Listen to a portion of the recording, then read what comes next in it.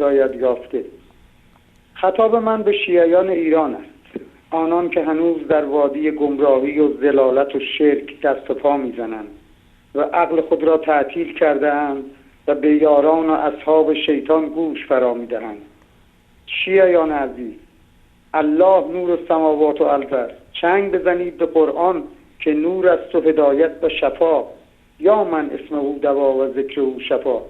شما که میگویید پیرو حضرت علی هستی، علی رضی الله عنه هستید، آیا عکس حضرت علی را دوست دارید یا عمل او را به قرآن و اطاعت از خدا و رسولش؟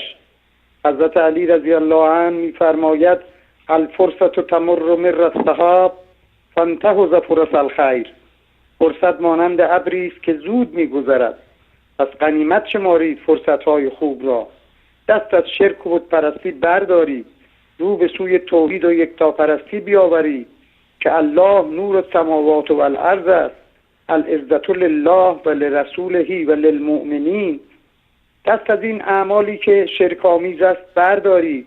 می روید به زیارت امام رضا رضی الله عنه، از چماق دم در خادم حرم شروع می کنید به بوسیدن تا چارچوب در و ذریح و بعدم میرید دستمال میبندید و پارچه میبندید و نظر و نیاز میخواهید و از امام رضا طلب حاجت میکنید.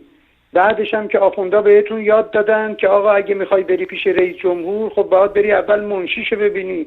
آقا این چه ربطی داره؟ در نماز میگی ایاک نعبد و ایاک نستعین.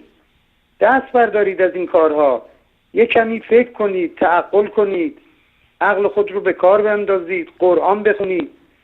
عرضی ندارم و من الله توفیق. خدا حافظ شما.